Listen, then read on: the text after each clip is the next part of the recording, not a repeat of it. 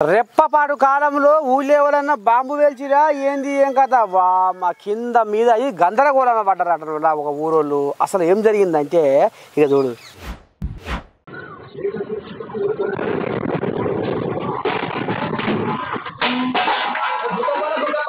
వాము రాను రాను ముంబై ముసుకుపోయే యాళ్ళ వస్తట్టుంది కానుల్లా నీ అంజాలం పాడుపాడా. నిన్న మొన్ననే వాన ముసుళ్ళు ఇది అది వరదలు వాగులు చెడ్డ పడ్డ ఎంతో మంది కొట్టుకుపోయి ఆస్తి నష్టం పాన నష్టం అయ్యిందని గగ్గోలు పెడుతుంటే అది మర్చిపోకముందే మళ్ళీ ఇక చూస్తుర్రా వాము ఒక్కటే పారి బొడళ్ళు అంటే నీ దండం పెట్టి మరి ఏంది ఏం కథ అంటే బాంబు అనుకునే వాళ్ళు కాదు కాదు భారీ భూకంపం.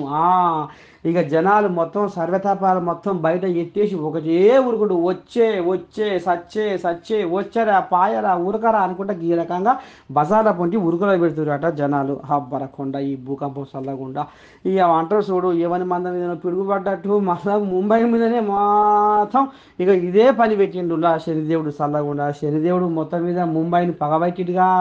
ఇక తెలంగాణలో ఆనదేవుడు పగబడితే ముంబైని శనిదేవుడు పగబట్టిండులా. ఈ కథ నడుస్తుంది లోకం మీద పో.